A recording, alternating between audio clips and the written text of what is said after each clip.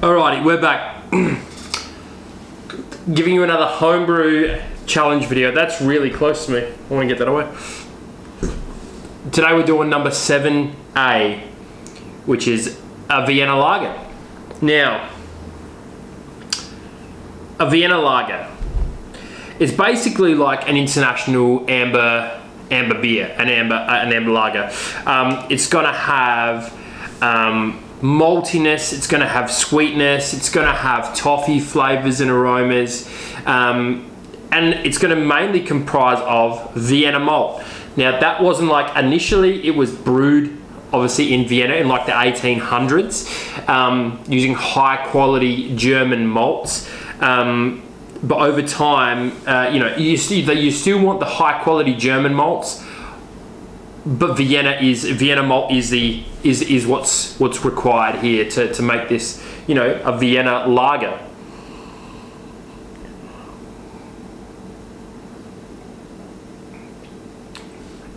Oh. So besides from the Vienna malt, you want roasty, toasty aromas and flavors coming off of this, and you don't want that to be done using adjuncts of any kind.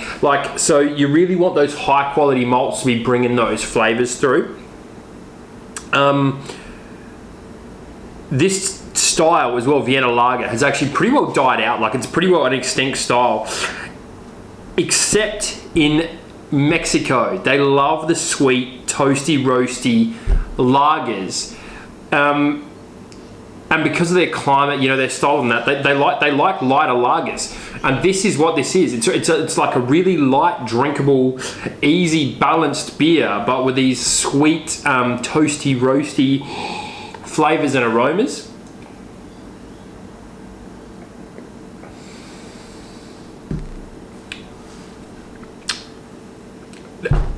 This has actually been like conditioning for like 3 months, maybe 4 months even. So I had most of this poured from a keg, and so the batch size that I brew is basically 25. It ends up with 25 liters of finished beer at the end.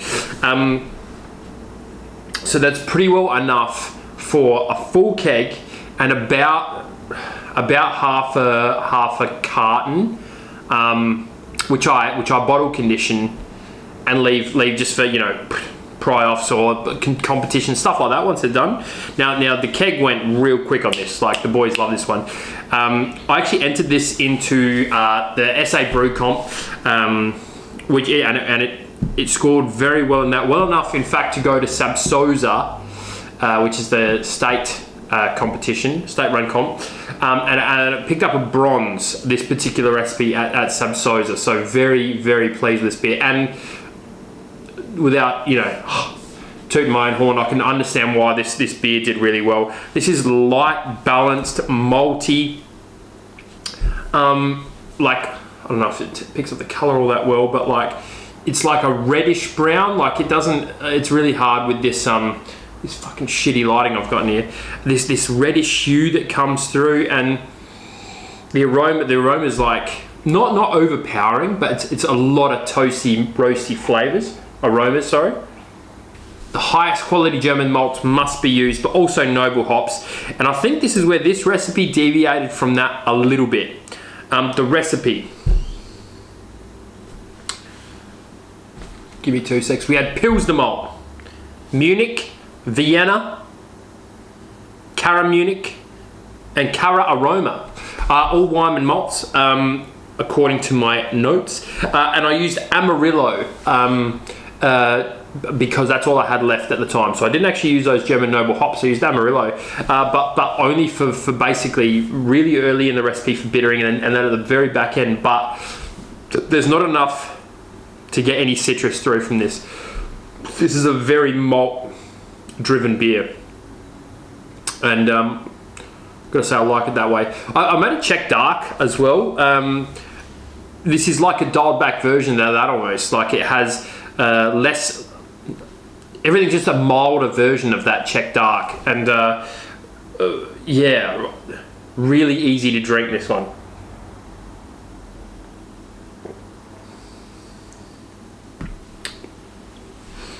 What do we got on this one? ABV is actually 5.4%, and you could have fooled me. That's on the high side for style. IBU's 25, which is smack in the middle, and our SRM. Now I've got my notes here. The SRM is it says 14, which is on the dark side for style, but I don't actually know if that is what it is. Do you know what I mean? Could be. But that looks about right to me from the the Cicerone color charts and stuff like that. Look, there is a small bitterness there. It's nothing that like lingers, and it's kind of hidden by the malt anyway. So there's nothing there that you're going to go, that's a bit of beer. It's just, that's how it is. In terms of, is this a keep on tap, a seasonal, or a one-off? I'd maybe do this as a seasonal, just because the keep on taps, I've made beers that are similar to this, or have beers that are close enough to this that I like maybe more, like the dark mild or the Czech dark lager. That Luke brewed the dark mild and I brewed the Czech dark. Either of those I would rather have on tap than this, but it's only not by much. Like, it's really similar, and like if you wanted to do, a bank of drinkable lager, like dark lagers, smack this right in. But yeah, I'd probably use it as seasonal. Better than a one-off. It's not a one and done.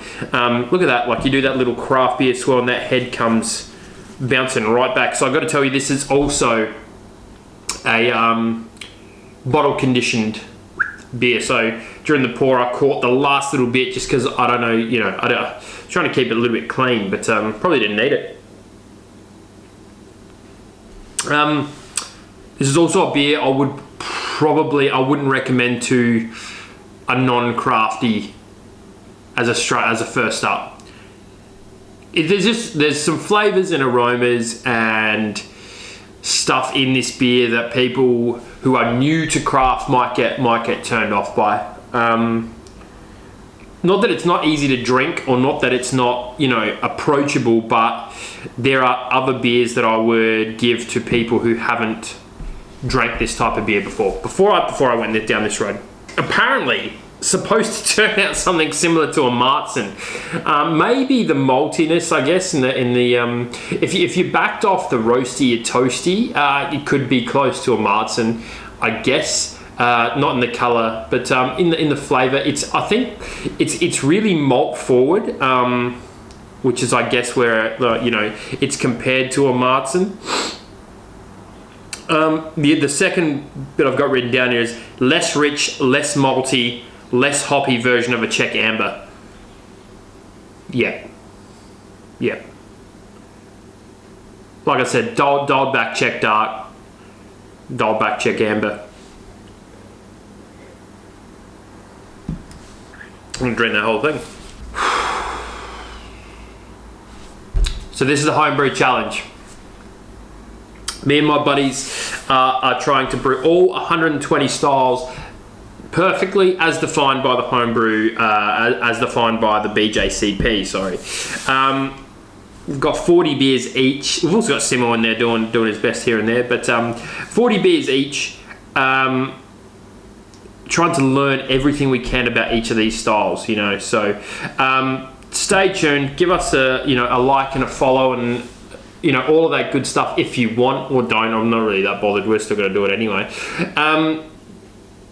If you want to come on our little journey learning what every single beer according to the beer style according to the BJCP is, and we'll throw in a nice little recipe will be in the link below.